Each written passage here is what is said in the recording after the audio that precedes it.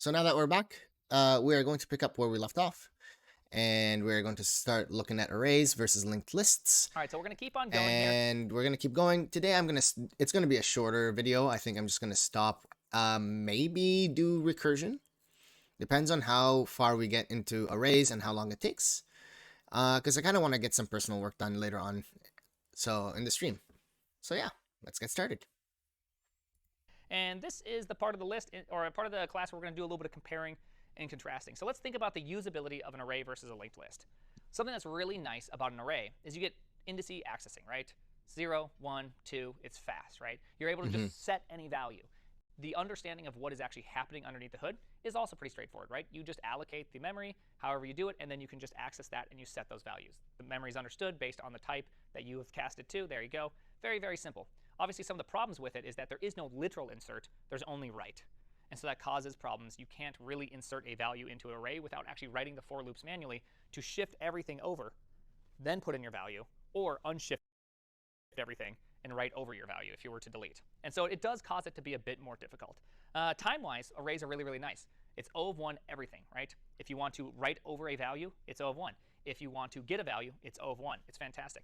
But again, there's a bit of a problem just with the usability of it all. So I did want to kind of point this out, which is interesting. So one thing that's unique about an array is that you obviously allocate this all up front, meaning that if you wanted to potentially store up to 1,000 items, you're going to have to allocate all that memory up front, right? Maybe. Yeah. So you're going to have 1,000 items worth of memory created, and then you may use however much you are going to use. Maybe you'll use all 1,000. Maybe you'll only use a few of them, right? It's a little bit different. Whereas a linked list, if you do allocate, or if you create a linked list, it has nothing to begin with.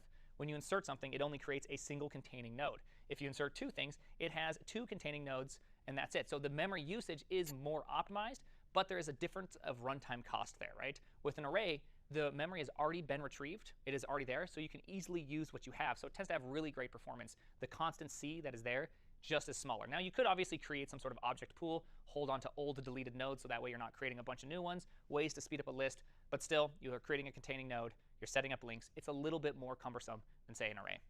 One thing that's nice about an array or a linked list, though, is just always will use less memory. But the usability of a list is a little bit different, right? If you wanted to get an item out of a list, you have to traverse each item in the list until A, you find it. So it's like always a linear search. There is no such thing as a binary search on a linked list. You can't hop into the middle. You have to walk the whole thing. So linear search is really your only option on a linked list, which does make it a bit unfortunate of a data structure when it comes to that type of operation. So typically, if you need to scan a list or hop into a list, do random access, you'd want to use something more like an array.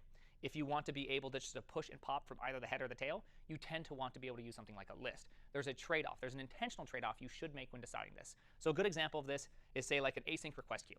Say on your front end, you don't want to have more than 5 network operations happening at one point. For whatever reason, you've decided this is the case.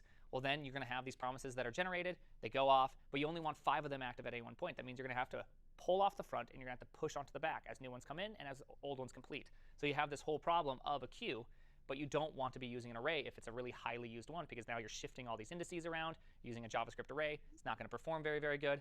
It seems like it's a bad idea. So it's good to know what you have and when you want to use something. Always play that over in your head. Is there any questions on usability of these two? Maybe in JavaScript land it's a little bit less apparent just because it's just you just have brackets.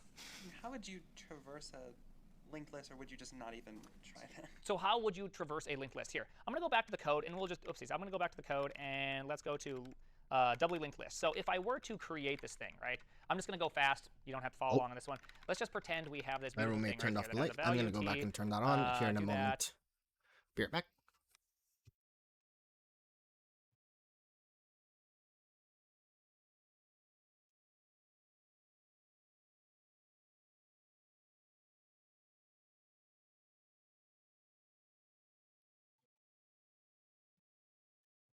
Right.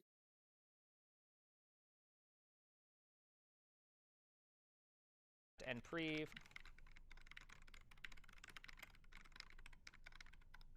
What am I doing? There we go. Awesome. So we have this thing. That would be our node, right? Uh-oh. I hate that. I always hated that. And let's pretend we wanted to do, like, say, a get, right? Let's go like this. Private head is a node t. So I won't implement all these operations. We'll just do, we'll just do this, right? This dot length equals 0. Why not? do all that stuff. So if we were to do a, let's just say a get operation on a linked list, well, what do we have to do? We'd have to first go let current equals this.head, right? We are now at our head, right? We have this item. Then we could go for let I equals 0. I has to be less than index, and there has to be something there, right? So in case we try to grab outside of the array, we could do a length check right here if we really wanted to. But again, it just makes it completes goofy for TypeScript, right? So now that we're here, we can just go current equals current dot next, right? So we literally walk forward one at a time. So there is no simple way to get there. We just literally have to walk it. That is why it's considered a linear operation, because you have to walk it. And at that point, we can just do the old cur value, right? Right. Awesome. We have now successfully just wrote get at a specific index for a linked list. So not too hard, but at the same time, you can see why this is like a very inefficient operation. If you had a big list, that would obviously just destroy performance. Okay. So the question is, Yeah. can we do better? Can we have array access with the ability to grow? Right? That's kind of what we want in life. Is that it's something that I assume at least we all want that, right? And the answer, of course, is yes. Now remember, I did say with an array, we can write these operations in, right? We can do a for loop and shift everything over or shift it back if we want to delete it. We can do these things. We just have to write these things ourselves. Now, in some languages, they just provide it. Like if you think about JavaScript, you actually have a list implementation where you can choose between a linked list and now what is referred to as an array list. It's an array list where instead of having underlying containers, we have an array of generic t, and we can use that. And when we need to grow, we have to grow it. So let me explain how this one works, because it's actually it's a pretty neat idea, and it's also going to be the basis of a lot of other an array algorithms. list. Maps are going to use these. Ring buffers are going to use these. It's a pretty simple concept. So let's just say we have an array that is from 0 to 3. And let's just say we're storing numbers, right? It doesn't matter what we're storing. And so we have in here, we have 2, right? That's all we have in here so far. That means we have a length of 1, right? We have 1 item in there. But we have a capacity of 3. Does that make sense? We can store up to 3 numbers, but we have a length of 1.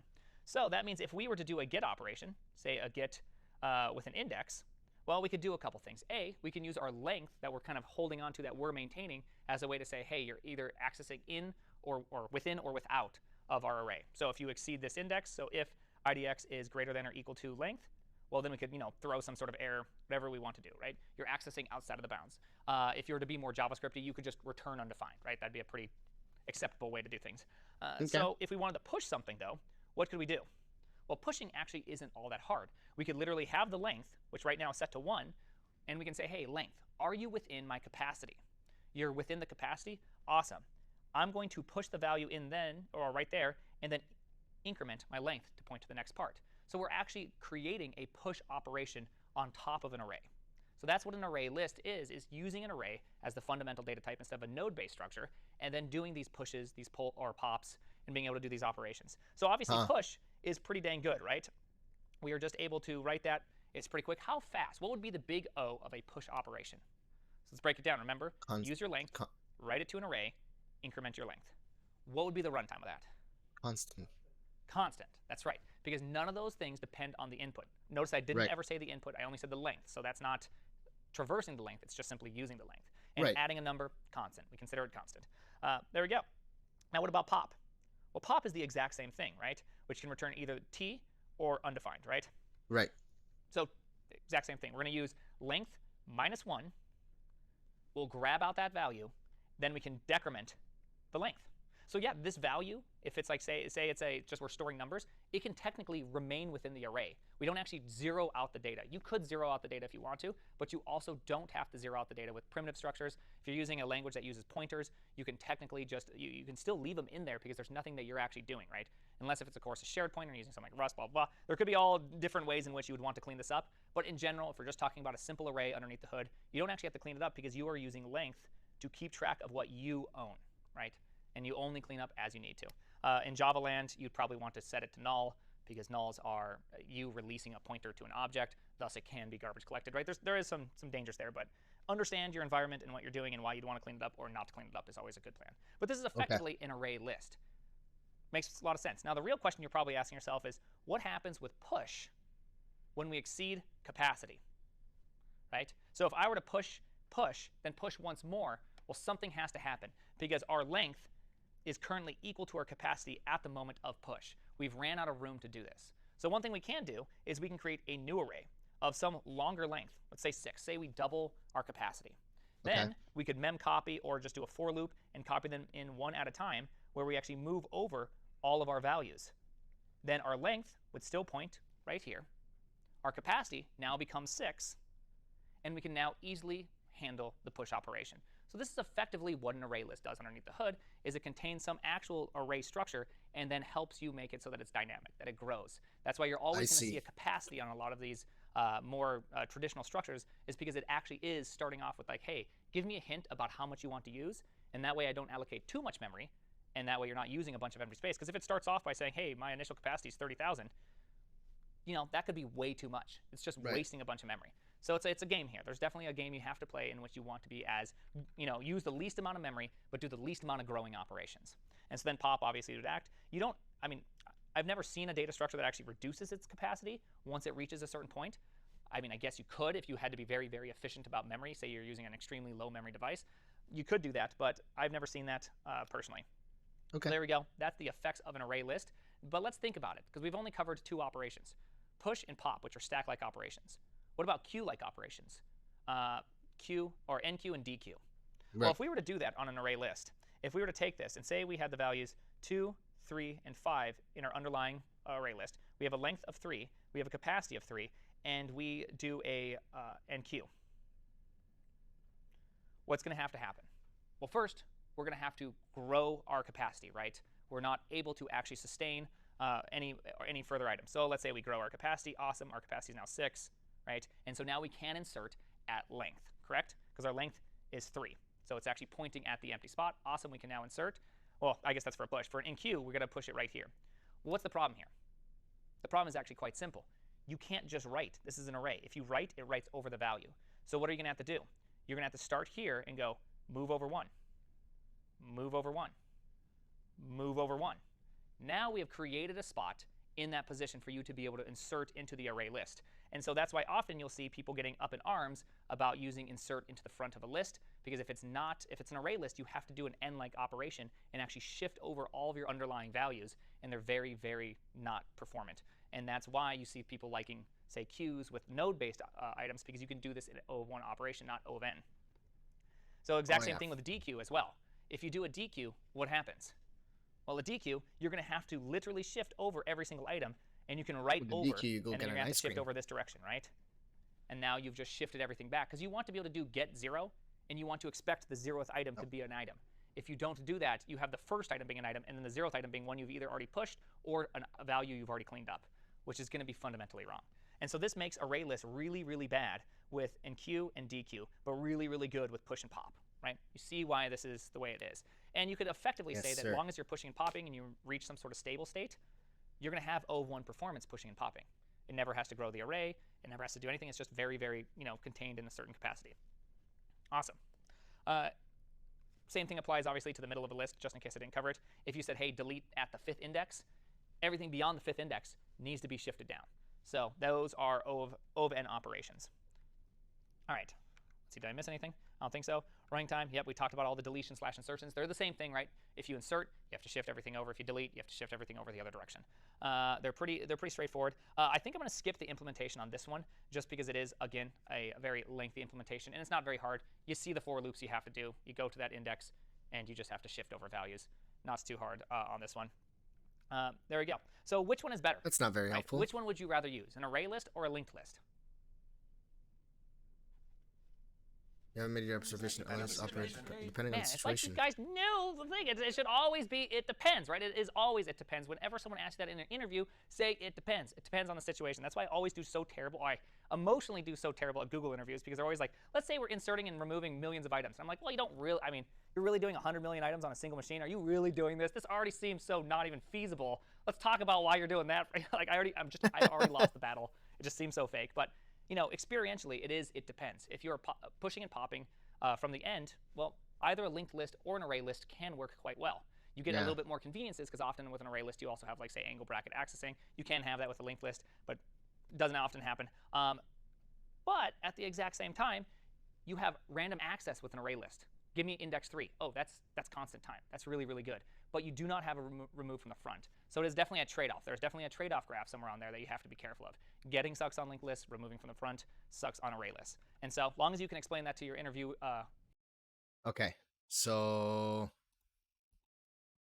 what are the challenges of a linked list? Getting the get action sucks in a linked list due to traversing. Okay, and we'll call this what was this? Arrays and linked list.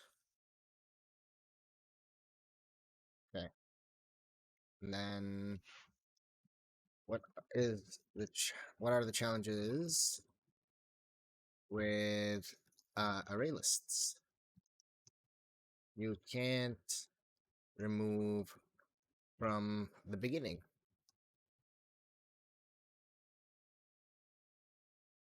This one is array list. Yeah, can't remove from the beginning. Okay, good to know. Interviewer, they're usually pretty happy about that. I, in fact, even have a question at Netflix I used to ask all the time, which was implement an async request queue in which only 3 requests can be out at any one time, or 3 async operations can be out at any one time. And when they would inevitably use an array or use the JavaScript brackets, I'd go, why would you not want to use those? And they'd say, oh, well, I'm using them because you can do shift and unshift. And I go, okay, what happens if you have a million items in there? Do you still use it? And they go, yeah, why not? And I know for a fact they haven't thought about the fact that when you remove or add to the front, you are fundamentally having to shift everything. Like, I want to hear these words out of their mouth because it is very, very important you understand what you do and aren't doing. Right? I don't care that you don't know how to implement. Who cares you don't know how to implement it? You just have to understand that there is a cost at some point in the system. Okay, I see. I know you probably feel like you've had enough lists, but there's still one more list I do want to cover. I think it's a very fantastic list. It's one of my favorite lists. I use it all the time. I tried to make a PR once to an open source library a while back that wasn't using one, and it would just cause terrible performance, and they didn't accept my PR, but I do think I was right on doing it. And of course, that is array buffers. I've created bajillions of these. I've created a bunch of them just this year. It's a very fancy word, but it's not actually all that confusing. So let's go over an array buffer. Oh, I just love them. They're just the best. All right, so we're gonna have to whip out the Anki for this one. In, if you're familiar with Rust, vec-deque or deque-vec. That's what they are, as a double-ended ring buffer. So effectively, you can think the exact same thing as an array list, right? Where you have 0 to n, and you have some sort of array-like storage. The only difference is that we're not using 0 as our head and length as our tail. That's what's happening in an array list. You can kind of imagine it kind of like a linked list. Instead, what we're going to have is we can literally have index-based head, and we can have index-based tail. And so they exist somewhere within the list, where you could imagine everything this direction is null, everything this direction is null. And everything within the head and the tail are the items that you have. So if you wish to remove from the front, what do? You just +1 to the head, and now that item that was the head is no longer in there. We clean it up, return it out, and now we have a new one. So that is an O of 1 operation, which is fantastic. Same thing with tail. If you wanted to add to the tail, what would you do? Just add 1 to the tail, right? This is just tail +1. Boom. And now we've updated it. So pushing, popping, shifting, unshifting, all are O of 1 operations, which is fantastic. But I can tell you guys are so astute. I can just see the astuteness. And you're saying, well, checkmate, instructor, what if you go off the edge? Well, that's why they're called ring buffers, people, is that you can actually go, woo, right? The modulo operator, right? So tail, this dot tail modulo length gives you your index into the array, so you can ring around it. So your head can literally be on this side, and your tail can be over here, and you still have the same thing. Now, if you need the resize, that's where things get a little bit confusing, right? Because resize, by the way, is everyone familiar with the modulo operator? Modulo operator is the remainder operator. So 5 divided by 2, the answer should be 2. All the TypeScript rots your brain so much, you're like, 2.5. It's like, no, it's 2, remainder 1, right? So 5 modulo 2 is 1, right? That's the answer. Yeah. Most languages don't convert from integers to floats without your permission. You need to say, hey, this is now officially a float. You can put a point in there. Fun little story. Anyways, this does the remainder afterwards. So you can imagine if tail, let's see, if you had an array, let's say size 10, and your tail was 12, 12 modulo 10, 2, your tail would be right here. And if your head was, say, 24, let's just say it's 24, somehow it's bigger than your tail. Don't ask questions. It's just somehow bigger than your tail. 24 modulo 10, of course, that's 4. So your head would be here at 4. Your tail would be at 2. That means you're using from 4 until 2, right? So that makes sense, right? You can actually go around. It's like a little ring around. The only problem happens is when your tail exceeds your head. Once that happens, I mean, A, you're probably falling down some stairs, but B, what actually is happening is that you need to resize. And so this is where a little bit of the tricksiness comes in, because one thing that's inherent about ring buffers is they also maintain order. So when you shift or unshift, you're not just getting any element, you're getting the element that was last added into the front, or perhaps the first element added, right? So if you're only adding to the tail and removing from the front, you're just simply creating a queue, right? That's all you're doing, a queue that runs around a ring. And so you do have to do a little bit of that, and you'll have to resize. And a resize is pretty straightforward. So if you did have the situation in which the tail is now where the head is at, and you're trying to insert, well, all you have to do is start at your head, go the length, and write that into a new, larger capacity buffer. And there you go. You now have it rewritten in proper order. Your tail or your head, or let's see, your tail would be at 0. Now, oh no, your head would be at 0, your tail would be at length. And there you go. Now you can just add one because you have more capacity. Everything's good to go. So ring buffers are really fantastic items. Hopefully, this is just an explanation point. We're not actually going to implement them, but they are a really great list to know you have, because inevitably what's going to happen is you're going to write something like, let's say, a log batcher, right? You have a service in which needs to batch logs and then write logs. The problem is logs need to maintain order, and while you're writing logs, new logs can come in. So you can imagine something that doesn't want to take too long writing logs, doesn't want to do this. You could use something like a ring buffer, in which every so timer, it flushes 50 logs, 100 logs, some amount of logs, all the logs. You don't really care. You just flush it, and then you have something that can keep on running while it's doing it. And you don't even have to worry about putting, say, a mutex around it. I know this is like maybe a little too unsafe for all the Rustaceans out there, because you don't write into memory that's being used until your tail or your tail exceeds your head. So you have this like free space. You can do some really cool operations with it. You can make it super duper fast, where you don't have to worry about some of these read-write operation problems. Big fan of it. I like it. It's great. Obviously, one of the problems is that you don't want to. You will have to do a little bit of mutexing around your tail index, so you don't actually do something that's bad. Is he gonna go into this and the practicality of it? A ring buffer. A ring buffer. They're a lot of fun. And you can use them quite a bit for performance, object pooling. If you really want to use a ring buffer for object pooling, you can just use an array list for object pooling, because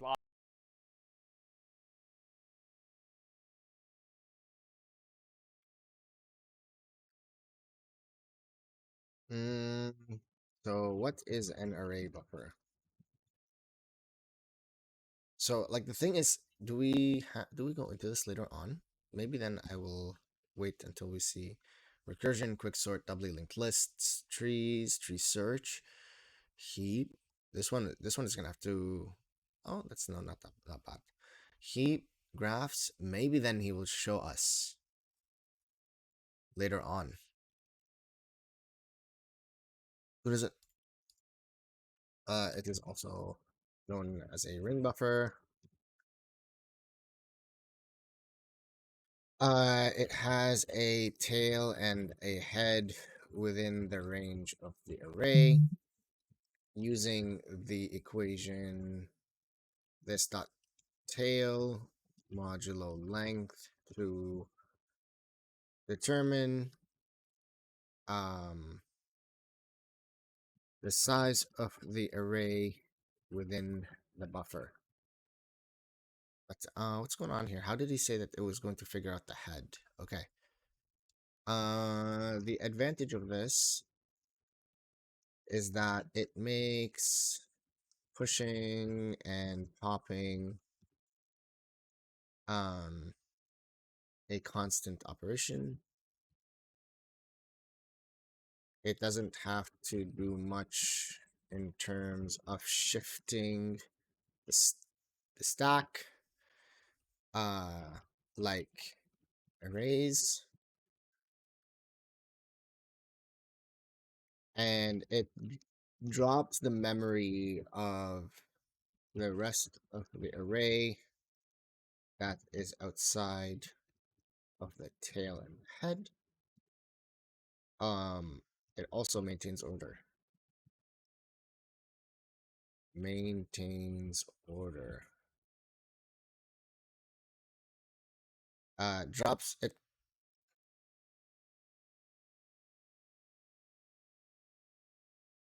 But you can always access it again. Also maintains the order of things added or removed. And this is an array buffer. So we'll do that. Okay. Often objects don't need to be, they don't really care if they're created the last or added to the pool last. It's just like, I just need a new object to reuse again. And so you don't have to do that. For those that don't know what an object pool is, say you have a service that creates a user every single time a request comes in. You're getting, thousands upon thousands upon thousands of requests. Why recreate this object over and over and over and over again? Just have an object, set new values on it, use it for the service, hand it back to a pool. So that way your memory doesn't go like this. Instead it goes like that. Just makes life a little bit easier. Right. And often you can run into situations where you don't get garbage collection destroying your service, blah, blah, blah, blah. Pools, they're great, huh? Everyone loves pools. I love pools. All right, so now we're going to reach the point, kind of the culmination of this entire section. Let's do the empirical testing for what are we using in JavaScript. We're going to find out now what is those brackets in JavaScript. Does anyone have a guess what it is? They're just something that looks interesting. You put it on the wall. It just looks interesting? Yeah, it is interesting. I accept that. Interesting is part one. Okay. Frustrating? Could be. No guesses? Array list. Array list. Great guess. I will tell you if you're right or wrong, because we're going to find out empirically. So I did write this little. I didn't know where to put it, so I just put it right in this kata thing. So you can even follow along if you want to. All we're going to do here is we're going to simply create an array. Right? It's just a number array. I'm going to be able to measure a function. We're measuring in milliseconds. We don't really care. It's not super precise. We just want to get a gauge of how fast or how slow these things are, right? So no hardcore testing here. So I create a function that simply will unshift a certain amount of times, right? Unshift in JavaScript, remember, that's adding to a list. Thank you, Brendan, for that one. Shift, of course, is removing from the beginning of a list. So we're just going to do that amount of times.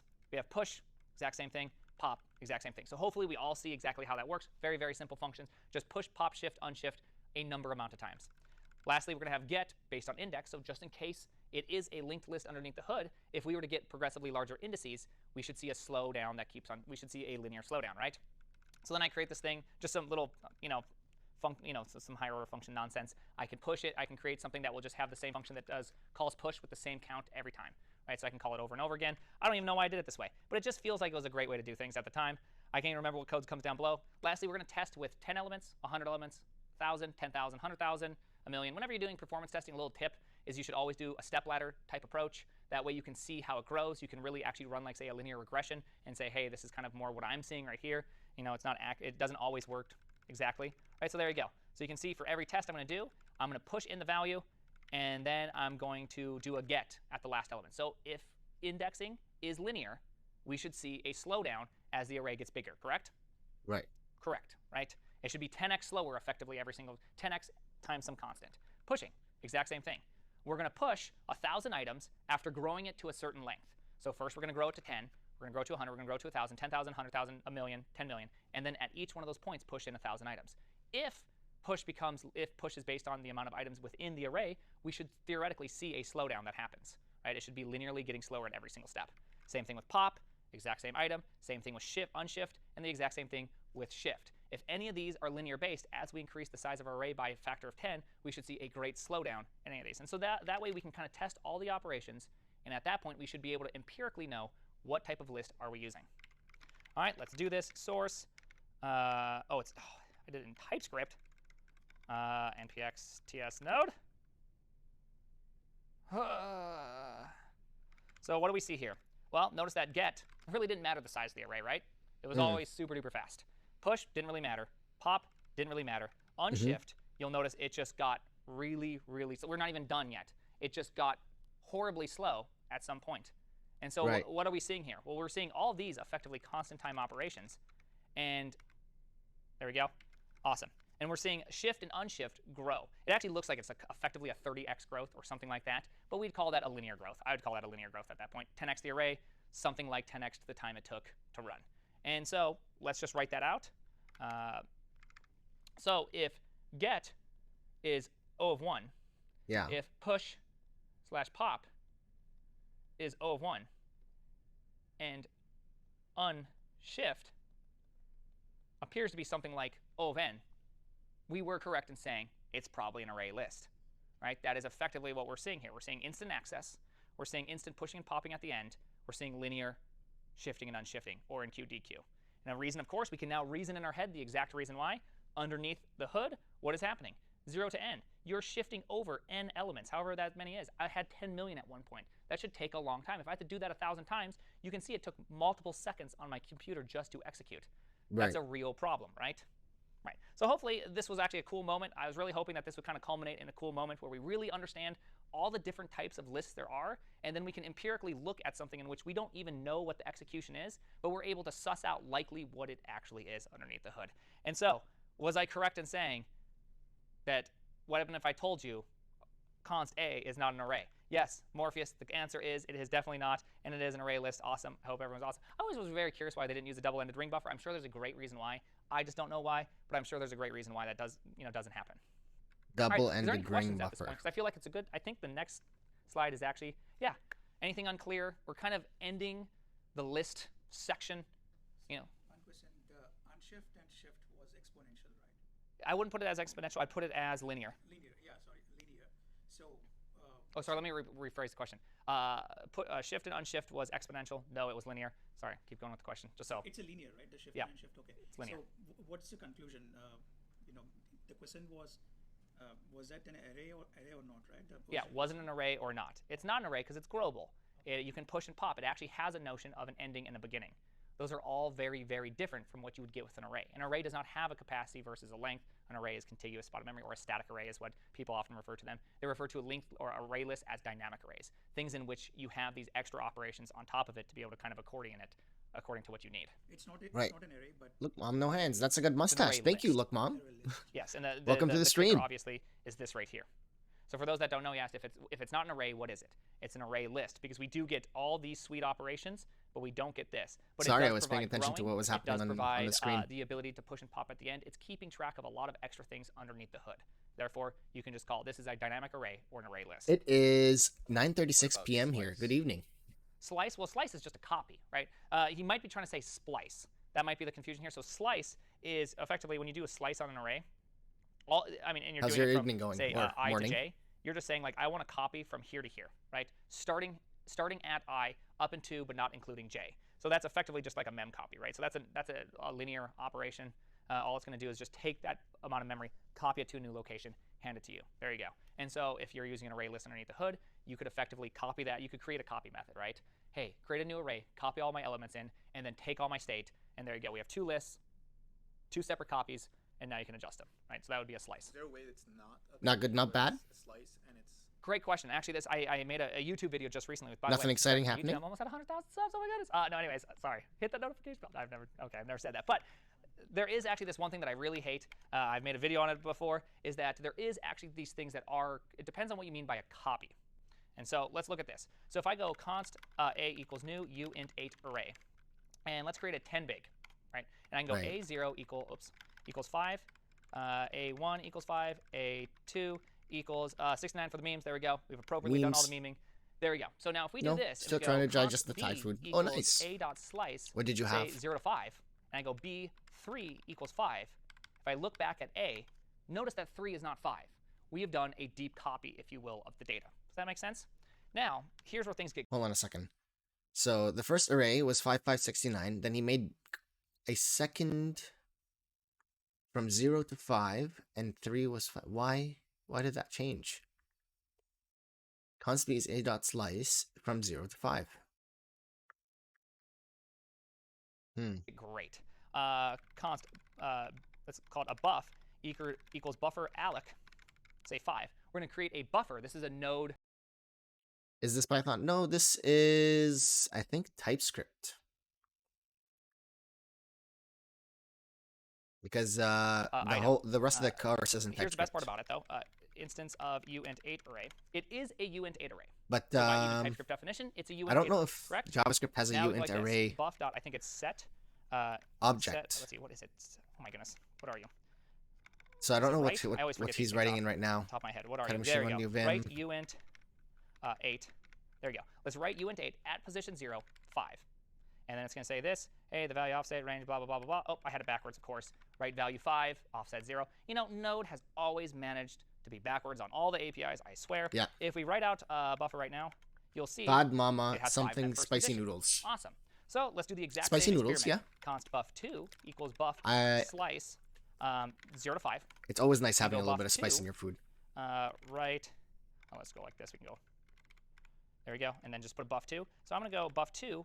let's write it at offset 3. Last time I And if used I look Java, at I buff was 1, what just happened? almost Buff half my 1 was. life. So this is actually a shallow slice. So buffers and nodes I'm learning are Java. shallow sliced, meaning that they just simply have offsets within this contiguous memory space in which they're actually just saying, hey, I exist between these two places. It's a headache. It's been a headache so when far. you say, hey, give me a slice, I just simply adjust the indices and then still point to the same piece of memory underneath the hood. Now, obviously, the danger, of course, is where I showed you the whole. Where are you? I was like following Where did I spicy do food that? with some The ice cream. instance of, right? Wherever that was. I don't even know where that was. But it, for your APIs, looks like a uint data array, but it's a buffer. So if you call slice, you're getting a shallow slice, which means you could mutate data. You think you're not mutating. So very, very dangerous. Very, very node-like. All right, there you go. So hopefully that makes sense. Slice, it can be linear if it's copy. It obviously can be constant if it's literally just pointing to new spots. So buffer would be like, you could effectively say buffer is a like implementation of an array list, right? Underneath the hood, it's some contiguous buffer. I'm sure even if we print out the array buffer that's backing the buffer underneath the hood, we'd actually probably see a much larger one. We might even see source code and other stuff like that inside the array buffer. Yeah? Just a general comment. I've seen quite a few people asking, like, where would I apply this in my code, or what are some typical Yeah. examples that you've Like, run into? what's For instance, practical you said about you this? use, X data structure quite often. So Where would I actually use these data structures? I've said that I've used them, so where would you use them? I did give the example of, like, say, if you're doing any sort of log or flushing. So flushing in general, things in which you batch operations and then want to release a bunch of operations, you're using some sort of data structure underneath the hood, and you're going to want to be efficient with it, right? You don't Right. want something that has a linear add or remove time if you're not flushing the entire thing. So you can imagine that could be really bad for a service. You tend to run into these things a lot more on the back end than you do the front end. You tend to run into them on the front end when you're writing a library. So if you look at, I'm sure, the React code, if you look at any code, I am positive you will see data structures just around because they're trying to keep track of a bunch of state and they're trying to be as efficient as possible. So they need to know all these different things. They need to do that. Yes, So I tend to run very, into a bunch in library development. When I did a caching layer at Netflix for the TV, for JavaScript, I did a bunch of trees, linked lists, and maps. Right? You just have to be able to do all these things because that's what you just had to be able to do those because at that point we have to be as efficient as possible. Everything needs to be O of 1 if possible. We cannot interrupt the UI. And so that was just a part of it. And it's a very, very interesting kind of concept.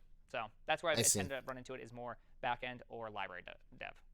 Never really, like if you're just writing a UI component, often you're not actually doing logic. You're just kind of like displaying logic, or you have very limited interaction with logic. And so therefore it tends to be a little bit more shallow on those. When you're dealing with big data, what is your go-to?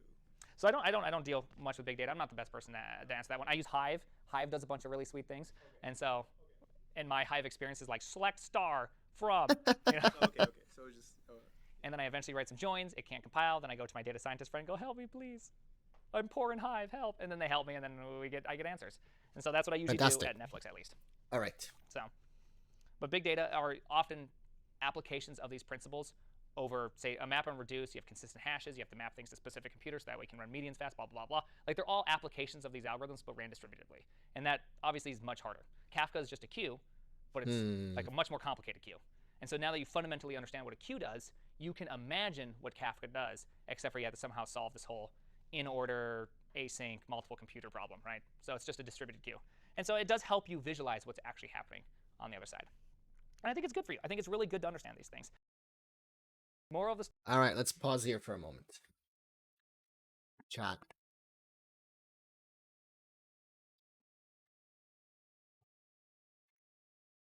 God, I should have went into web dev. Is that so? I think it is another 50 minutes if I am to do recursion. And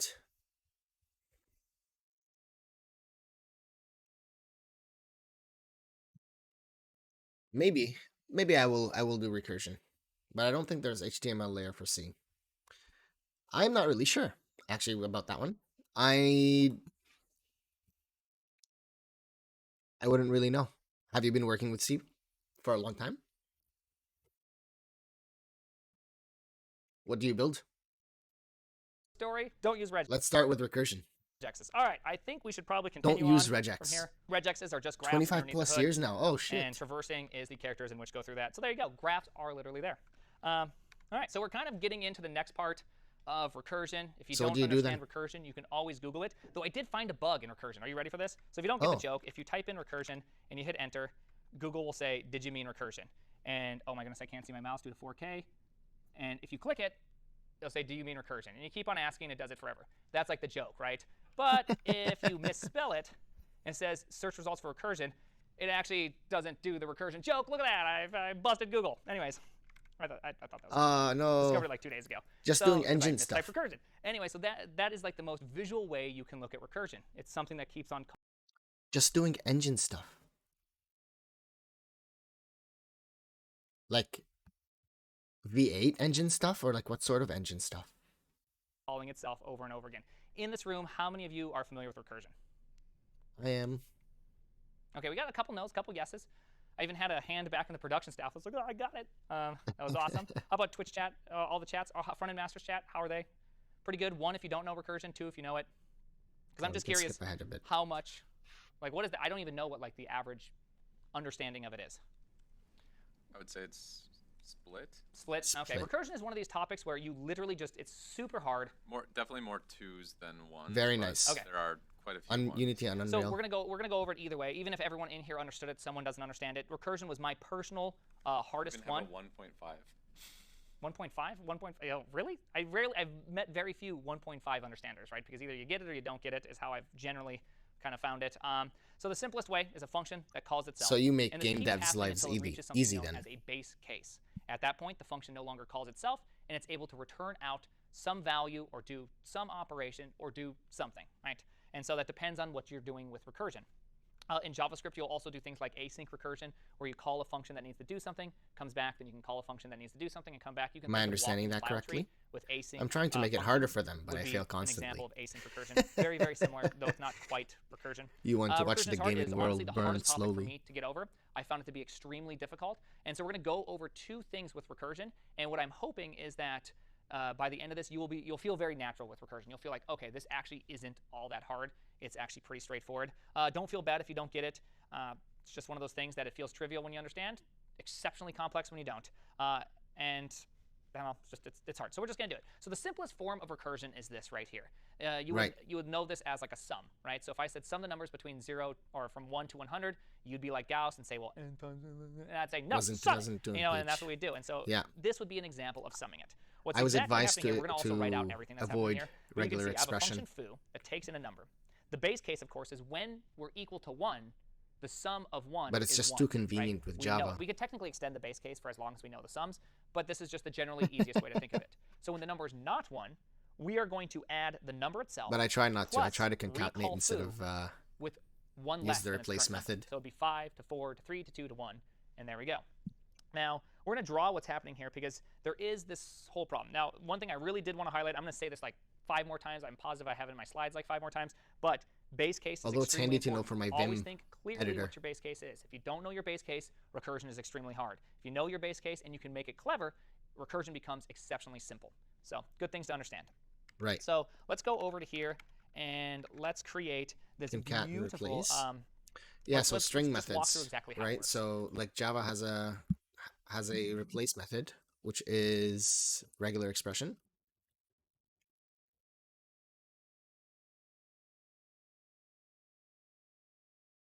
I believe it uses like a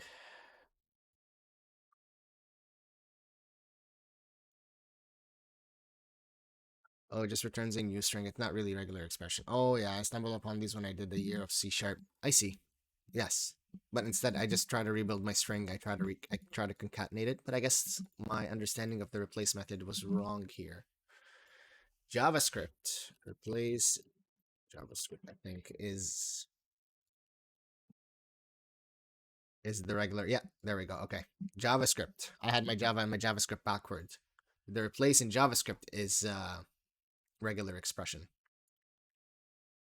It's just a string method in Java.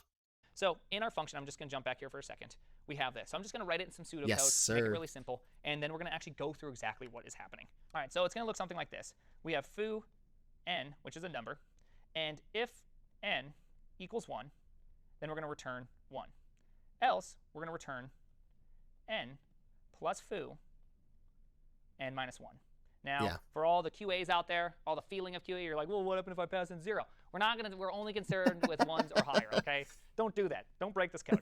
So you can see right here, that it's pretty simple code. So let's write out exactly what's happening. There's something that's very important to understand about recursion and really about function calling. There's 3 values you can kind of really help Gosh visualize darn this. zeros. There is something called a return address. Every single time a function is called, it needs to know how it got here, right? Because when the function's done, it needs to literally go back and hand back out its value, right? And so it needs to know where that value goes to.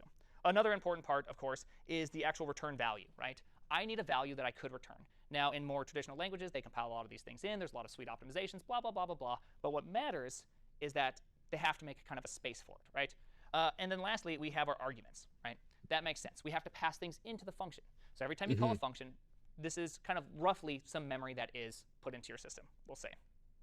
So when I call foo5, what happens? Well, our return address is whoever called foo5, right? We don't know who it is. Doesn't matter for this case. Someone called us with foo5. Sure. Our return value is, well, we don't actually know our return value at this moment, do we? No. No, we know that it's 5 plus, but we don't know what it completely is. Right. And then lastly, we have an argument of 5, right? This all makes sense. So then again, foo5, what does it do? Well, let's look at the code really quickly. Is it 1? No, it's not. Let's take 5, let's take the argument and add it to argument -1 from the next one. So Sure. foo4. Well, what is foo4 pointing to? It's pointing to 5, right? It points to 5. That's where I'm going to return when I am done. And so now we're going to have 4 plus. And our argument, of course, is 4. Now we do it again, because again, it's not 1, therefore we recurse. Foo3. Well, our return address, it's 4. Our return value is 3 plus. We still don't even know it yet. So Nope. 3. Gonna need some more space. Foo2. Our return value is 2. Whoopsies. Oh, I just gave away the Oh. game. Oh, no. 2 plus, and our argument is 2. Spoilers! Again, lastly, we finally get to foo1. What happens at foo1? Well, we get into here. We execute is foo or is n1? Yes, it is. Return a 1. We finally have stopped recursing. We've hit a base case. We no longer need to keep calling functions. Now, if instead we had throw error right here, that is where a stack trace comes in. You've seen these stack traces. You've seen error stacks. It's literally the stack of functions that have been called. You would see something like, let's pretend this is line 2. You would see something like error at, foo, line 2, right? And then you'd see somewhere below, this would be, say, 3, right? Then you'd see something like foo 3, foo 3, right? Because each one of these ones were where it recursed from. So that's how you can help visualize these things. And we've learned about a stack before, so this should make more sense of what is literally happening underneath the hood. All right, so foo1, it returns 1. Argument was 1. It returns to 2. Sorry, I forgot to Taking notes. So when it returns to 2, we now actually can do something. So the return value is put right here. We've now completed this. Now we can return again. That value is put right here, which is 3. Now this thing returns again, which is now, which is now 6. Sorry, I did bad math. Nope. I'm going to just undo that. It's very unpleasant to the eyes to look at. 6. 6? Awesome. And then I'm more this is confused 10, though. Why are and you? then 5 What's plus 10 confusing is you? returned out, or 15. You can see that it goes down the stack, then up the stack. And that's really, really important to see, because it also opens up some properties to us that we need to think about. So if we look at this code, I told you that there's 2 steps, right? 1, base case. And then 2, Oh, I recurse. see. Ah, look at that writing. It's beautiful. So this is obviously the recurse. This is the base case. Eventually we hit the base case. We stop recursing. We undo our function stack, as we showed right here with the return value / the return address. All right, but there's something very interesting about this. Notice that for a while, we kept going downwards, right? We kept going downwards. We eventually hit some sort of bottom, and then we went upwards, which means that our recurse can actually be broken into 3 steps, and this becomes exceedingly important in later data structures, especially when it comes to something So called we'll have pathing. to take note of that. You're going to really want to understand this, is that recursion can actually be broken down, or the recurse step can actually be broken down into 3 steps, right? Okay. So the recurse thing can be into 3 steps. You have a pre, which means you can do something before you recurse. In our case, this was literally n plus, right? We took n and we added it, and then we did the recursion part. So this is kind of like our pre thing. Now, then we recurse. Maybe his wording which is actually just does weird. the calling of the function, right?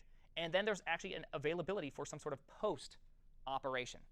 Does that make sort of sense? We can do something else after recursing. So we didn't actually have to return here, right? We don't have to return. We could have said, hey, out equals this, then console logged something, and then returned out, right? Which would have actually, let's say we console logged, let's just say we, here, I'll just write the word log.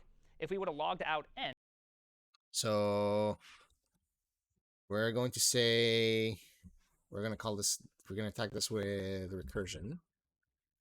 And what are the two components in recursion?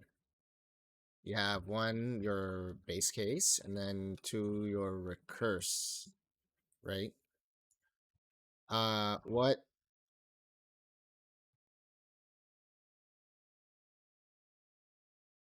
What are the three steps that the recurse step in recursion can be broken down into? It's going to be one, the pre, an operation or a step before the recurse. Two, the recurse. And then three, post. Code that can run after the recurse. Code that will run after the recurse. Cool. And what we would have seen logged is 1, 2, 3, 4, 5.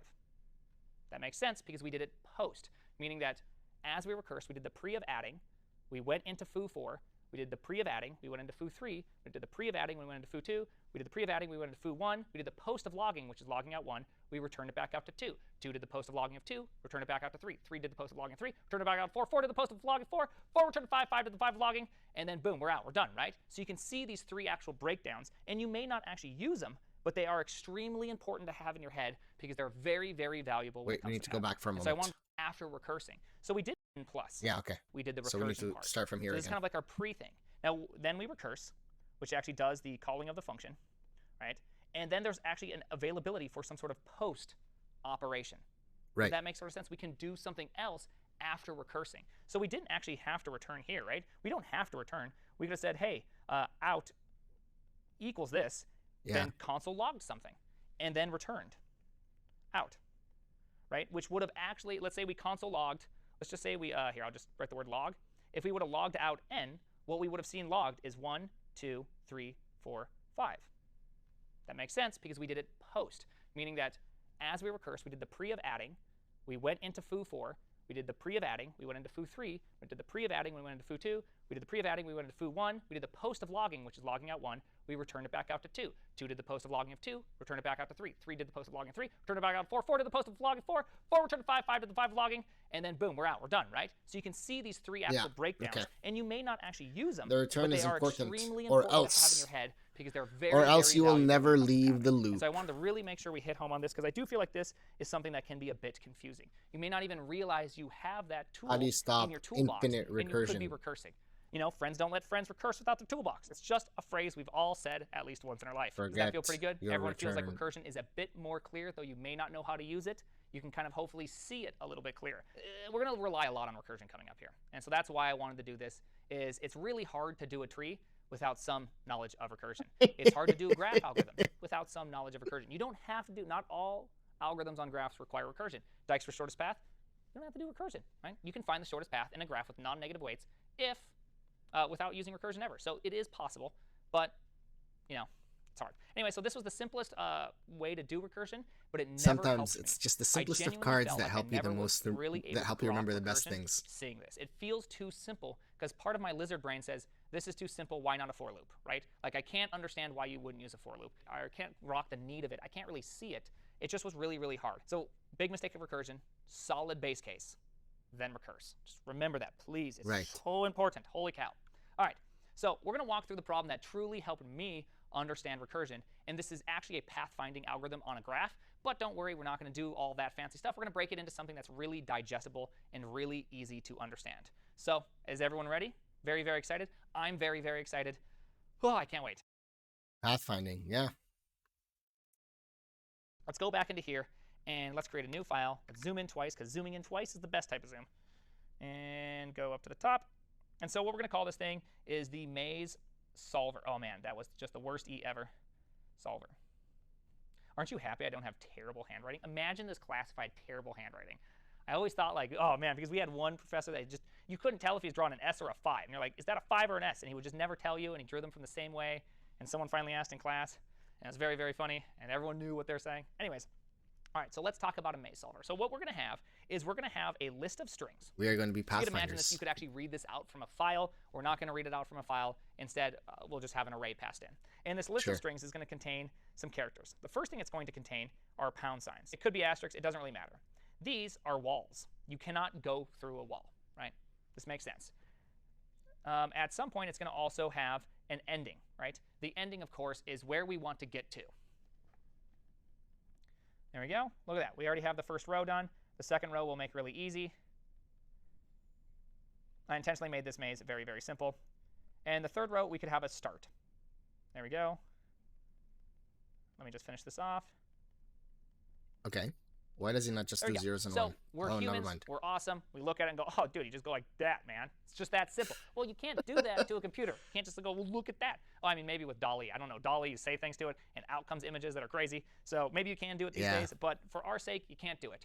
So how are we going to solve this? Well, I'll tell you this much. Recursion is our friend. And I've never been asked this in an interview. I don't think this would be a great interview question. It'd be great to know that they know recursion, but that's about it. It's a very simple problem once you understand it. So first, how would we just theoretically solve this? Well, once we know where our start condition is, we know what walls look like, we know what pathways look like, and we know that we're looking for an ending thing. And maybe we're given the exact coordinate of the endpoint or just the, say, symbol it represents. It doesn't really matter what we're given. We just know that there's end, and we recognize that they're end. Well, what we could do, our human brain's probably taking over right now and say, OK, we'll go up. Well, again, computers, you can't just say go up. My brain hurts, So what would you do? Well, at any one square, let's just draw this in more the abstract sense. What can we do at any one square? Well, we can go up. We can go right. We can go down. We can go left. I start with up because I did too much CSS when I was a youngster. OK? Don't do CSS. It's bad for your health. And so now I always start with top, right, bottom, left. I love CSS. And there you go. So we can do What's his any of beef? those 4 directions, correct? Right. But you can't always do them, right? You could run into walls, correct? Walls are bad. You could go off the graph, right? Right. If we went down from start, we'd be literally off the graph. That would be really, really bad, correct? Correct. We could also go to a spot We could we've also, seen before. I think we could also do diagonals. That'd be pretty bad, right? You wouldn't want to just sit there and go back and forth between, maybe it's here, maybe it's here, and then you're stuck forever in this loop because you didn't program it correctly. Because you didn't so return. We should consider these all our base case. And there's a good reason why you consider it the base case and you don't check for it in the recursive case. It's very, very important not to do that. I keep stressing the base case because it just makes recursion a million times simpler. So let's think about our base cases. Okay. Base case. Well, one, it's a wall, right? If the point we're at in recursion, we are on a wall, we cannot be here, correct? Right? You're on a wall. You cannot be here. So that's an invalid state. Perfect. 2. What's the next one?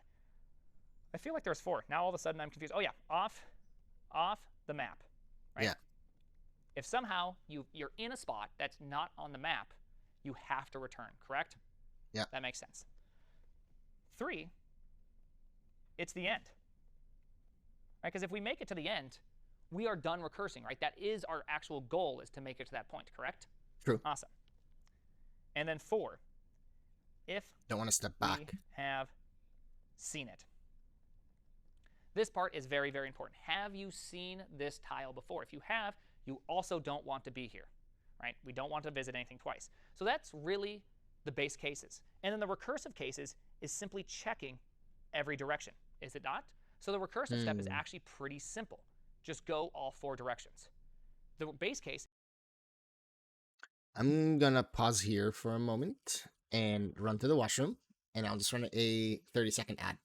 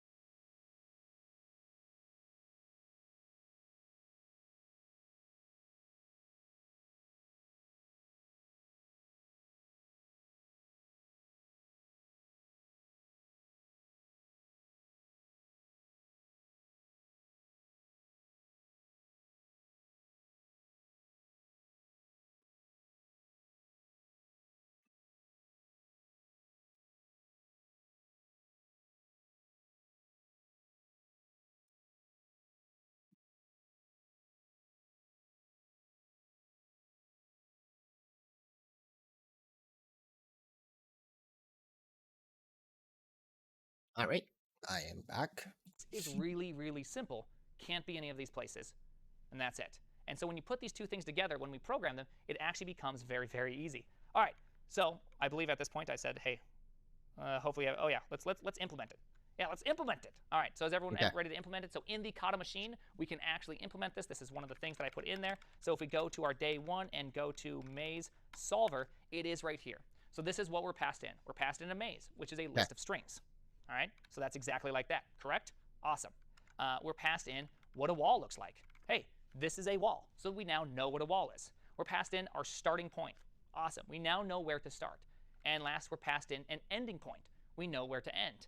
And lastly, we need to return, I said lastly twice, most lastly, we need to return a list of points from the start to the end. Oh, this is where things get a little tricksy, right? Like this is where the hard things happen. Well, don't worry, it's not actually all that hard. So like any good recursive function, I often find that the entrance to the recursive function, like this function solve, isn't the one you want to recurse in. I don't know why it always ends up being that way, it just does. So let's just write a function up here, and let's call it walk, right? So we're just going to simply walk the maze. So remember, we want to be able to do our base cases, then our recursive cases. The base cases require us to know where we're currently at. The recursive case requires us to be able to walk in directions. So let's remember that. So I guess that means we probably need the maze to be able to walk, correct? We're probably going to want the wall because we need to know if we're on a wall or not. We're going to want the current point. Where are we at this exact moment, right? We just need to know where we're at. We need to know the ending because that, again, that's a part of our ability to know if we've been done. It's one of our base cases. All right, for now, we can just keep it like that. We're going to add some more things. Don't you just love when arguments get really long? I do too. And lastly, I am going to do this. I'm going to kind of give away part of the game. We're going to want to return a true or a false. And there's good reasons for it, so just let it happen. All right, so let's just start with the base cases. We don't even need to know how to do recursion to be able to program these base cases, right? Base cases are pretty simple. So let's start with number 1, or let's start with, let's move these two around, right? Because if we're in a language in which you accessed outside of the bounds, it would throw an error. Right now we're in TypeScript, which doesn't do that, but we're going to pretend like it is because it's just good practice. Sure. So 1, base case. Let's see, off the map, right? So are we off the map?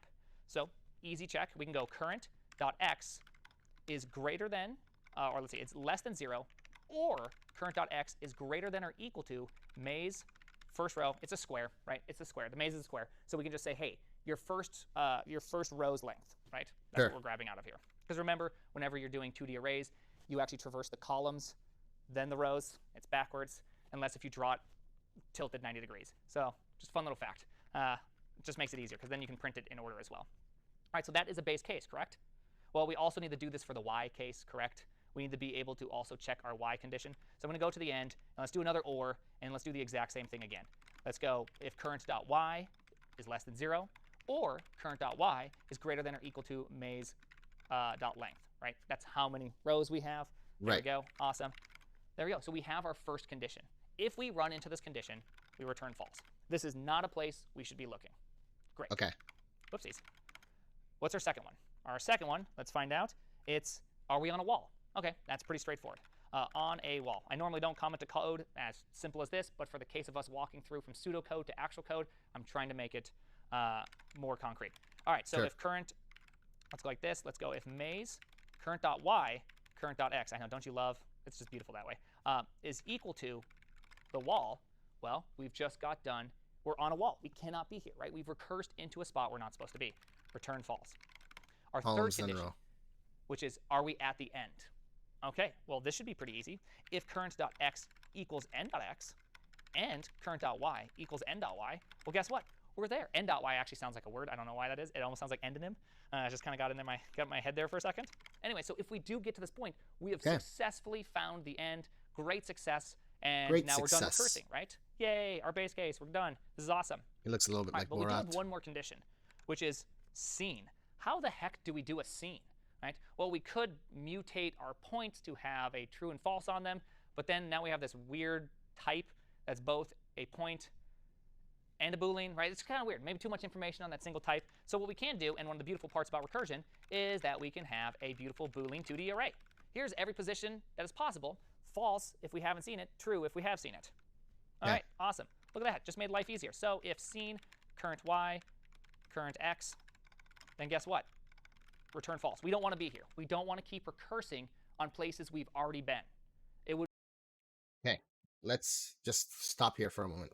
What just happened? Scene is a Boolean 2D array. One second, I'm going to turn on that light again.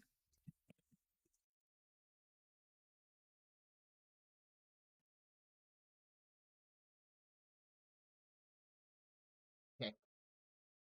It's 2D array and current.y and current.x. When are we filling those in?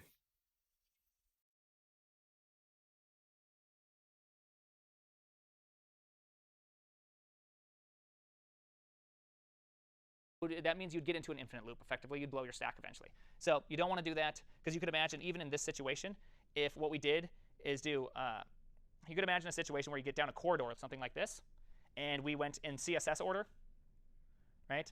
You would get here, you go, can't go here, can't go here, can't go here, go back. Oh, I can traverse here, can't go here, go this way. Oh, traverse here, here, here, go back. Oh, here, and you just Right. and eventually you'd run out of memory and everything would explode. Because remember, we store Explode. return address, return value, and arguments. Therefore, you would run out of memory just calling it over and over again. That's what a Stack Overflow is, effectively, in the easiest way. It's not the website in which you ask a question, someone berates you. It's actually what happens on a computer. It's named after something on a computer. It's different. All right, so there we go. We've done our base Someone case. berates so you. now that we've done our base case, True. we can actually do the recursive step. But this was pretty easy, right? We can all agree the base case makes sense. Okay. Well then, let us implement the All right, base so case before we move on to the next step. Then. Okay. So he created a new function, and he said function walk, and he passed it a bunch of arguments. So he said maze, which was a string, wall, which is also a string. Let me just close this because I don't need this, and this will help us see better. We needed current, which is a point, end, which is a point, and then he had a Boolean array, scene, which is an array, and that was a Boolean, right? Okay. String array. Oh, this isn't a string array, but a string. And a point. So we have a point, but okay. Well, we don't know what the point is. He hasn't built it. All right. So we need to start with our base cases then, right? So it's one here, and we said base case. Which was what? So first, if we hit a wall. No, if we were off, if you're off the map, right? So if you're off the map, so if, first we do column, so it was current.x, I'm cheating right now. If it was current.x is less than 0, or current.y is less than maze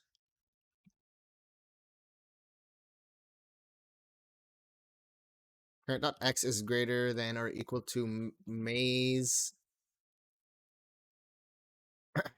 0.length, right? Because it was the first row's length, that's the x-axis. And then we said or current.y is less than 0, or current.y is greater than or equal to, that one was maze.length, because now we are doing the columns. We need to return false, right?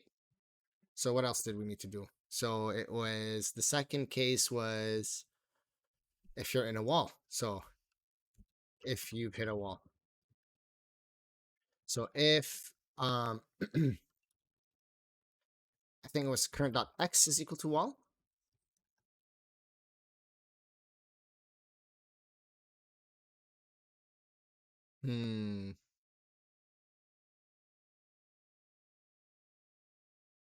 Oh, in the maze. Okay, so in the maze, current.x and then no, it was column first, then so current.y, and then current.x is equal to wall, return false, and then it was if you've hit the end, and it was a if current.x is equal to end.x, and current.y is equal to end.y.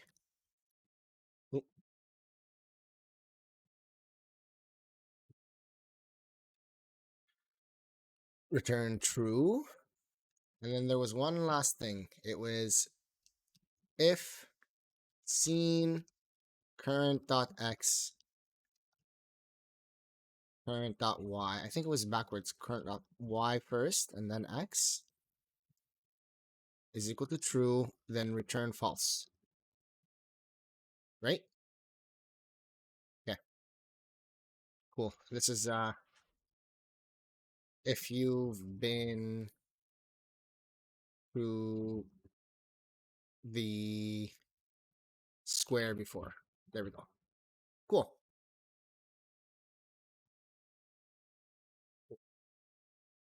Let's start the recursive case. Now remember, the recursive case is completely separated from the base case. You don't even need to think about what happens in the base case at this point. Now remember, I also said there's 3 steps to recursion inside the recurse case, right? There is the pre, there is the recurse, and It's supposed to return a boolean.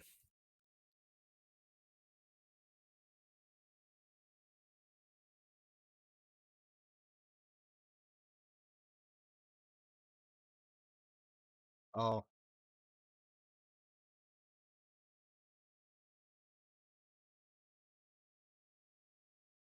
Boolean capital B? No, lower B. So what's going on? What does it not like?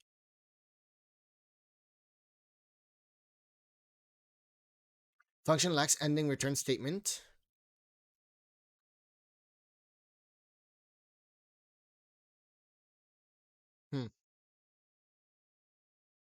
and there is the post. So this.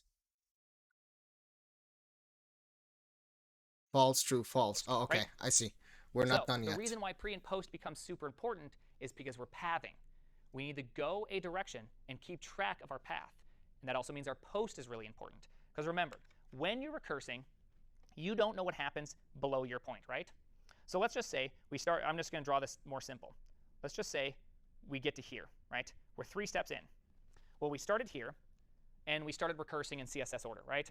That means we went to here. So before we went, we actually pushed into the array, hey, we're at start. Then we started recursing. So we first try going up. Then at up, we can recurse. So we say, OK, I'm just going to call this, we'll just call that x naught. So then we get to x naught. And we say, hey, let's do CSS ordering. We go up, we hit a wall, we can't go there. We go here, and we go, OK, we can go here. We'll call this x1. And then we can push in x1. And you can see that we build this case in recursion. And as we unwind our stack, we'll actually pop things back off. That's why a pre and a post are so important during recursion. We do have a question. What is CSS ordering? Oh, CSS ordering. It's a joke. You know when you specify margin in CSS? Margin is top, right, bottom, left.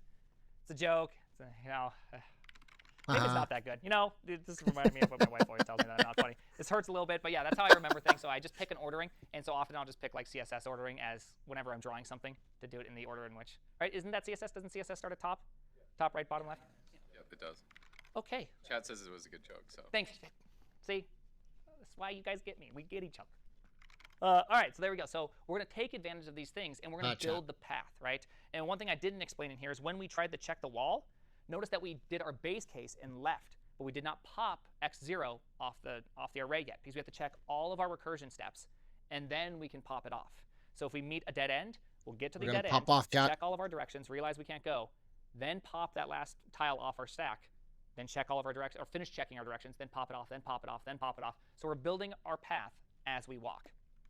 All right, so let's start with the precondition. Precondition, ooh, we don't have a path, do we? Ooh, so again, let's just keep on adding, What's wrong with that? So we're going to have a path, and let's have a point array. So every time we successfully visit a spot, we will add that in the precondition and remove it in the post condition. That makes sense because we don't know how much further we're going to recurse, if we're going to meet a dead end, what's going to happen, just something's going to happen. But at this point, we add, we recursion. If we come back out, we pop. So we kind of maintain this nice state. So one beautiful part about recursion and a stack is that it kind of maintains shape, right? In some sort of weird sense, it can maintain shape. So we can go like this, path.push current point, right? Awesome. And then for our ending, our post, we can just pop, right? So there we go. We push into our position, we recurse, we pop. Awesome. We're pretty much done. We've just built the path. Now all we need to do is curse. And so I'm going to give you guys like a sweet leet code tip. It's something that I've learned from a friend. I only know him by his internet moniker. Actually, I technically know him by his non-internet moniker, but it was Scooby-Doo. You can go like this, dir equals, and then you can put in 4 directions. And so I could go like, say, -1, 0, 1. Whoopsies. And take those. And we can go that. Where is it? Where are you? Where are you? And 0. There we go. So we just kind of, those are our 4 directions we want to go, right?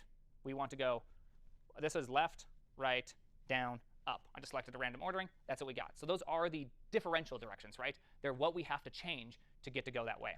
All right, Yeah. So we can use that, and then we can go down to our recursive step. I'm going to have to use a for loop because we can't use sweet for eaches, plus they create stuff. Right, it bothers me. I has to be less than dir.length, plus I. And now all we need to do is recurse our 4 directions we want to go. So let's call ourselves again walk with the maze, with the wall. And then right here, we need to have our new current. What is our new current? Well, our new current needs to look like this. xy equals dir I, right? So that's going to be our new current. And so let's go x, current x plus x. Current y plus y, right? We just did our differential. We're going to go left. We're going to go right. We're going to go up. We're going to go down. It's a pretty simple, pretty nice little thing. A lot of times you'll see people like hand put in all the different calculations, all that. It can get pretty cumbersome. For me, this makes it a lot easier to understand, and I only have to specify it once right up here, which makes it pretty easy. Then you don't get all these pluses and -1s all over the place, and then you're like, okay, which one did I do? Makes it a lot easier.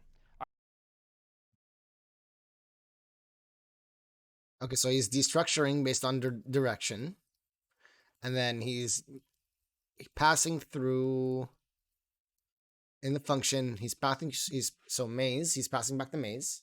He's passing in the wall as a string. Okay, but then for our current point, he's passing in an object stating that he's overriding x with current x plus x and y with current y plus y, because point, I'm assuming, is an object. Okay. All right, what do we have left? We have our endpoint, we have our scene, and we have our path. Okay. Awesome. Now remember, I did return a true if we found the end. So if we do get a true and we found the end, we need to do something here as well, right? We can't just keep recursing once we found the end. So if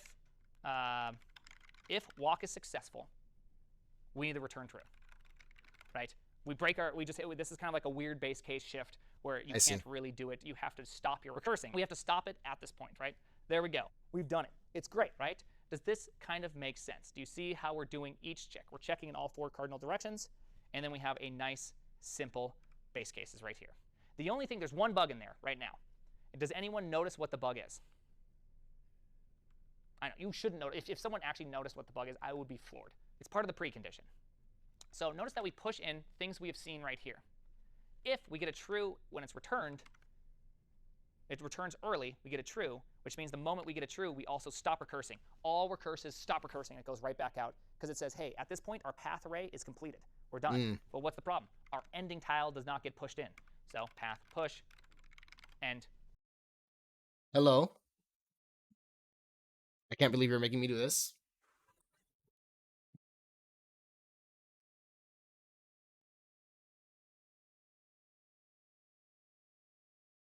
Is this on?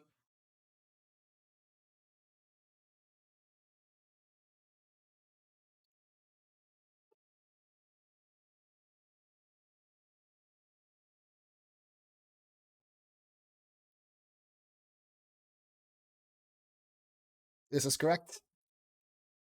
How are you? We're learning recursion. got to push in the very last one because it doesn't get added. So there we go. We should have a completed case. As long as I've done everything correctly, How's your we evening should going? be able to go here and actually do it and see it. And we didn't get it because, of course, we forgot just a very, very, very simple thing, which is I didn't do. What happened here? We should be able, there we go. We should have, what's the problem? Our ending tile does not get pushed in. So path push, and got to push in the very last one because it doesn't get added. So there we go. We should have a completed case. As long as I've done everything correctly, we should be able to go here and actually do it and see it. And we didn't get it because, of course, we're all going to be just a learning very, tonight, very, of course. very simple What are thing, you learning? which is I didn't do this down here, right? We didn't actually fill in the function itself. I would still consider this a first try. I feel like this is a first try still. Okay, I consider that a compile error. So const scene needs to be a Boolean 2D array. And then we also need our path, which is going to be our point array, right? We also need to kind of fill in our Boolean array. So let's go for let I equal 0. I has to be less than maze.length, scene.push, new array, maze 0 length. Oh no, oh no. Fill false, right? There we go. So we've now created our potential pathing array.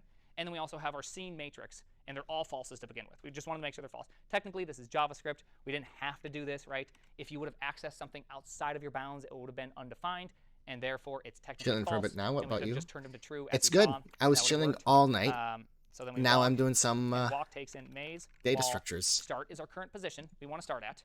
We want to get to the end, and then if I'm not mistaken, And if I'm not mistaken, oh, I'm pressing all the wrong buttons. We have to have scene and path, and then we can just return out path. So if we've successfully done this, we will return out a completed path. If it gets to the end, then we won't. But I do have one more bug I just thought of in my head that I forgot to do. As part of the pre, we also need to go scene cur y. I mean, this would have just exploded our stack. Cur x equals true. You know, I forgot that one point. There we go. Luckily, we caught that before we've tried it, or else if we didn't catch it before we tried, we wouldn't have been able to get a first try, which would have been very, very. So now I think it's gotten a little bit complicated. We're gonna try and rebuild this here. Run this one more time. And now we have another one right here on line 8. Classic oopsie daisy saying, hey, there's a Boolean, and apparently we forgot a case to return. Did I forget? Oh. Yes. If we recurse and we reach the end and we did not find end in our current position, then yeah, it's false. I'd still consider that a compile error. You know, I feel like we got a compile error there. That's copium. That's copium right there. Okay. So let's do our recurse, right? This is a recurse. And we have 3 steps. So we have our pre, our, well, and then our post. Okay, so what's our pre? So we needed to say that scene, it was current.y, and then current.x, right? I think, I don't know if he set that into true, right? We'll compare codes here in a moment. And then he said, we pushed it into what?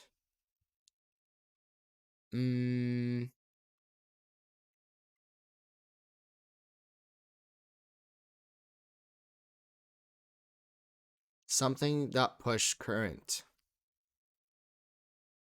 What was it?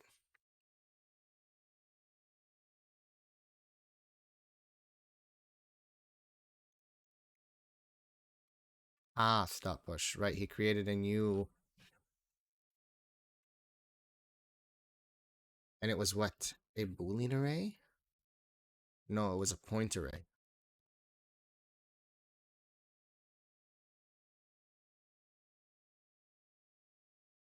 Okay. And then he said path.push current, right? That's there. And then if we go 3 down, and he said here path.pop. And that should take care of that. So in our recurse, we need to go over a loop. So we say for let I equal to 0, I is less than what? Dir.length, okay. Plus I. Okay. Which means I need to go all the way to the top and do a function dir. Right?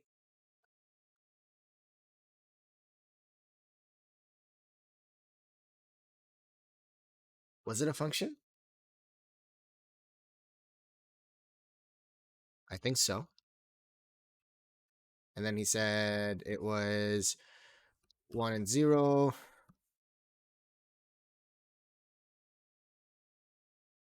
-1 and 0.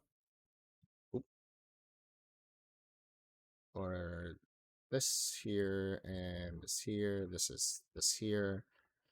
And then it was 0 and 1. And then 0 and -1. So I don't think it was.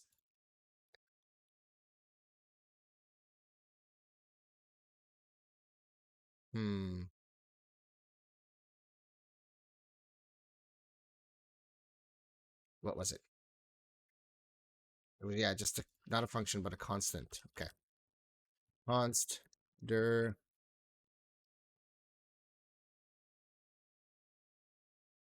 Okay. And it doesn't have to be this. But then what's the issue?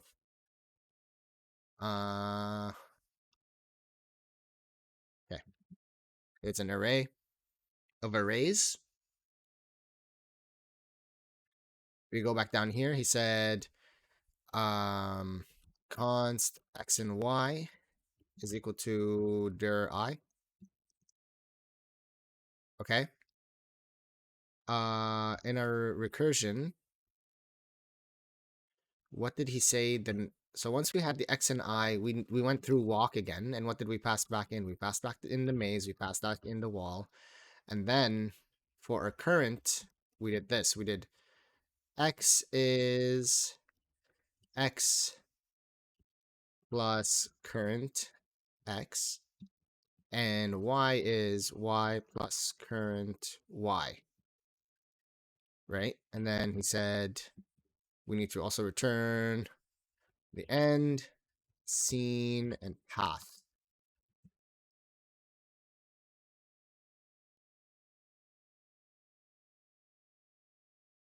But then what? He also said that I needed to go back up here, and at the beginning it was an if. And at the end here, he said, I think it was return true.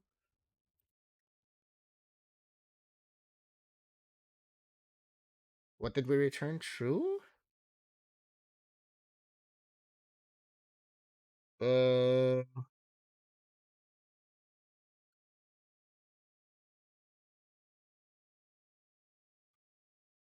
And we needed to return the end in our path dot push end, because I think we had to do that too. But So we go through. and get her, and then you're like, okay, did I do? Can't. There we go. Yeah, so we return true, right? Walk maze, current x plus the x, current y plus the y. All right, so far so good. But what's an argument matching this binding pattern was not provided. That's fine. So now we have traversed our thing. We are path.pop. We return true. What else did he change? Scene, current x, current y. Okay, so now we need to start building out our function in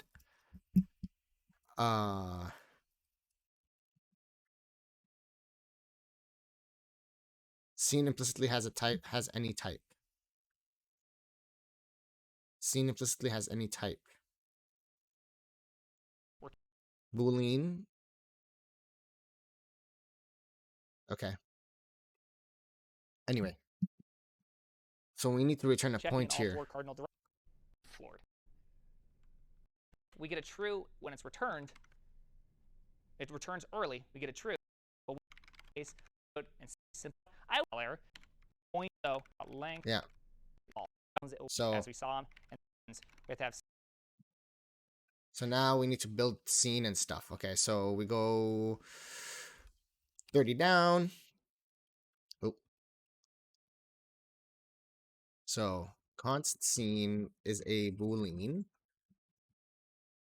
array, and then const path is a point array, and it's equal to nothing. Okay. And then for let I is equal to 0. I is less than, we're going to do maze 0 dot length here, I think, right? 0, oop, dot length.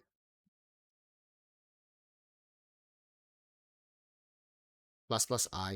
He likes to do plus plus I for some reason. What am I doing? What am I doing?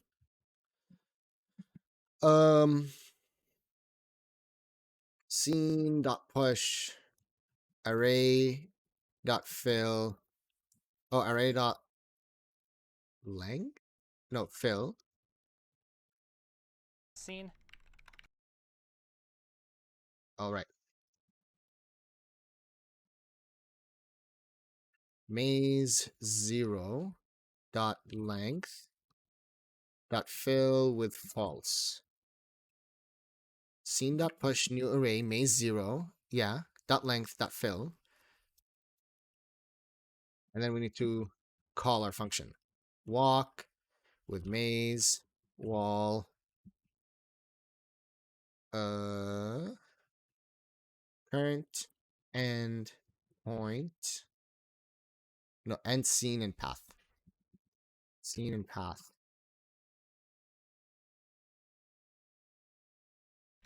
And path. And then we can just return out path. And we need to return path.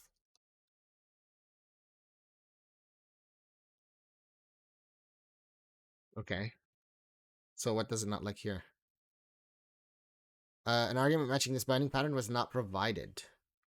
Expected 8 arguments, but got 6. 1, 2, 3, 4, 5, 6. 1, 2, 3, 4, 5, 6. So why did you expect 8 arguments?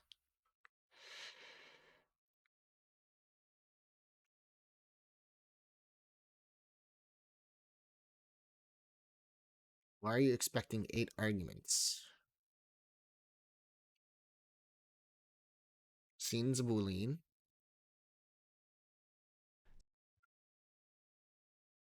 Go back here.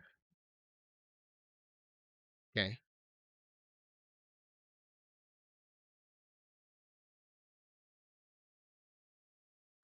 Oh, right. What am I doing here? It's a Boolean array. There we go. Why am I doing what I was doing? Okay. But now let's see. Cannot find the name current. Right. So what are you passing? What's current? Current scene const must be declaration must be initialized.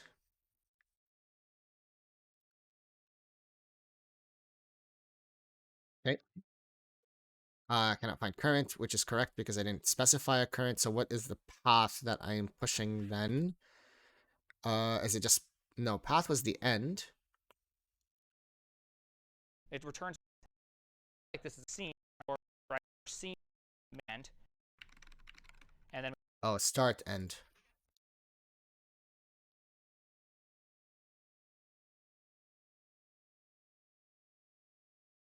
Okay. Scene and path. So scene and path. Oh, right. Okay.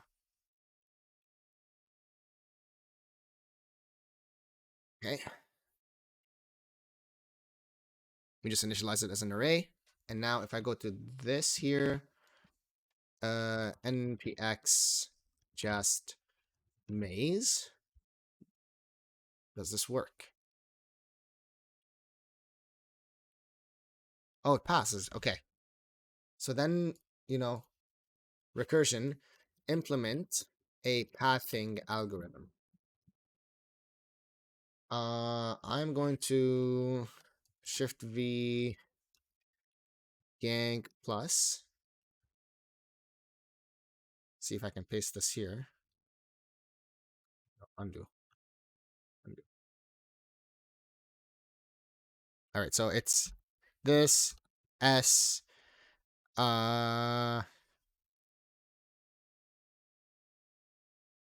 what's S again? Yank plus. Oh, So it's just this, yank, plus. Okay, 64 lines yanked. And then can I just paste this? It does work. Look at that. Very cool. Okay, but let's do this. Control All. We'll give it blue so that it can be built. But I will also need to copy the empty version. Okay, and then it was this yank plus, and we'll return everything.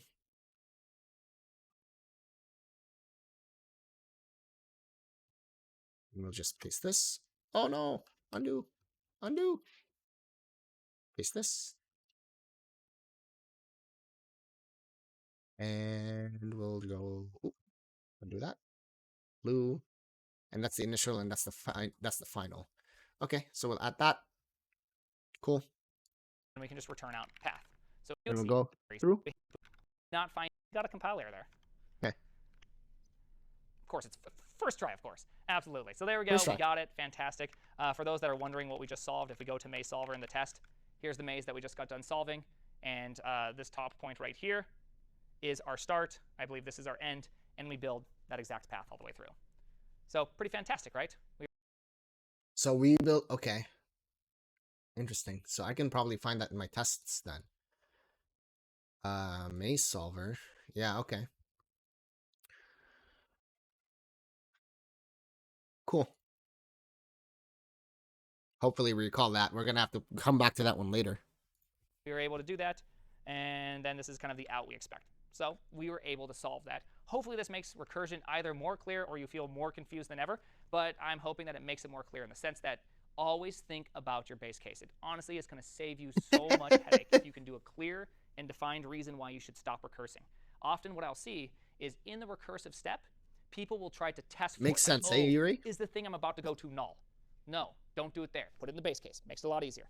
Is the thing off the grid? No, don't do it there. Put it in the base case. Move everything you can into the base case. Your complexity will go massively down, and it's a lot easier to solve. So hopefully that all makes sense. A common question you get is, when do I use recursion? Right? Because a lot of these things seem like we can do a for loop. Obviously, the last thing we just got done doing is clear you can't do a for loop with. Well, I mean, you can if you used a stack and you kept track of your own state and all that, but you wouldn't do that. That'd be crazy talk. So that's my general rule of thumb, is when I can't concretely use a for loop, meaning there is no defined end, especially if there's a branching factor. You can imagine that the maze that we were just doing had a branching factor, right? You could do so four much easier. possible directions at any one point on the grid. Therefore, the branching factor is 4. So how do you do a for loop for that? You can't just write a for loop simply for that.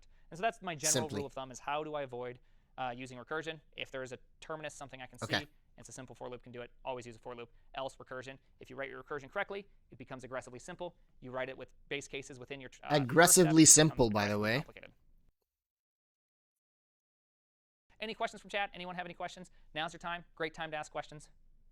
All right, let's see. What are some commonly asked questions? So, you know, if we're going some way and then like we have to go back, like, does it get mad that it's going back on its own path?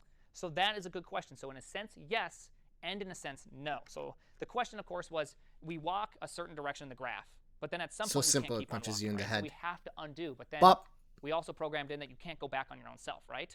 Well, let me kind of draw this a little bit more. So when we're doing the maze solving, let's just say we have these two things, right? We have x0 and x1. So we're at x0, and everything's great. So our path is to x0. You really like now. watching this stream our of his. Scene is now true. This one's false, right? Of primes? That's kind of the state of the world we're at right now. Well then, welcome to the stream, Dis. We can't go up, so we don't go up. It returns false right away. Then we go over. We can go over and we start recursing. So we put in x1, right? Oh, that was a terrible x. Do you see how sad that x was? Here you go. X1. Perfect. We put in x1, and then we start recursing. And this becomes Recursion. True. Awesome. We go here, it's a wall. We go here, it's a wall. We go here, it's a wall. Then we try to go here. What happens? Scene array, right? The scene array. Oh, I did. You're true. That was very early on. We can't go there. So then what happens? Look at the code. We get done recursing. We pop the two crystal balls problem. And then we return back the function, the return address then gets popped back to the previous one that was called, which we were called from x0. So we pop this off the stack, and then the function returns to here, and we check downwards. Because remember, we're going top, over, we recursed in top, over, down, this way, return, down, over. And so it repeats the same algorithm over and over again. Hopefully my arm gestures just helped you see that. I know, it was something between Bring It On and algorithms there for a second. It was beautiful. That was like a really weird 90s reference that just came to my brain. Big thing in the test case, how did we... That didn't make sense to me at all. Like, we recursed in top, over, down, this way, return, down, over. And so it repeats the same algorithm over and over again. Hopefully my arm gestures just helped you see that. That doesn't make any sense. I I'll know, figure weird, it'll was click in something my head between at Bring some It On point. and algorithms there for a second. It was beautiful. That was like a really weird 90s reference that just came to my brain. big thing in the test case, how did we end up in that output? Like, you know, Oh, how would you end up in the top? the output, the test case, if we look at the test for this, yeah. So the start is x is equal to 10 and y is equal to 0, and is x is equal to 1, y is equal to 5, right? Yeah. So how did we end up in that output? It's still a little bit confusing for me. How did we end up in the top function? No, the output. How did we get this? Yes. All right, so let's go back to this simple case, because I think this simple case really helps kind of see it. Is that I'll redraw it, and we'll just only talk about pathing, right? And let's say these are walls all right here, right? And then we can say our let's see, our exit is right here, right? So let's go x0, x1, x2, and our traversing algorithm goes CSS ordering, woo, right? We'll go CSS ordering. So we land right here, right? Let's just say we start right here. This is our maze. This is as big as our maze is, right? It's that simple to the point where exit's right there. Our start's right here. Our exit's right below us. So it's only one away. So what's going to happen is we're first going to push x0 into our path array, correct? We make it through our base cases. We set our scene to true. And now we push it into our array. And now we recurse. We try to go up. That How's your immediately vacation returns. disc? Can't do it. We go over. Here, let me actually draw with a different color. This might How's actually be a little Cornland? more useful. Let's see. Let's go with not yellow. Yellow would be very hard to see. Is there a Yellow would blue? be How hard about to see nice on a blue? black Lower. background. Nice blue. Let's go kind of bright blue. All right, so we try to go up. We can't go anywhere, right? So then we try to go into the next one. Remember, now we're going right. We can go here. None of the base cases fail. So what do? We now set in, let's go like this, go back to white for this one. We now set in, sorry, I'm going to try to get more specific with this one. X1, right? None of our base cases fail. We're now able to set it in. And so we now repeat our algorithm, right? We now go up. Can't go there. We now go over. We can go there. So we do it again. At this point, our scene array now becomes all trues. Very And nice. now Oh, we put in shoot. That's a X2. lot of reading. X2, of course, attempts to go up. It cannot go there. Attempts to go this way, cannot go there. Attempts to go this way, cannot go there. And then it attempts to go this way, and it fails because of that true, right? So then we're done. Now, this whole function returns, and returns a false. But before it returns, it pops from the stack. So then this one does the same thing. Checks down now, checks over, scene array, fails, pops from the stack, returns. This one now checks down, finds the end, pushes the end into the stack, and then returns completely. And so now we have now built this array as we walked. Push, push, push, pop, pop, push. We do have one more question. I see. Is there any scenario where the order would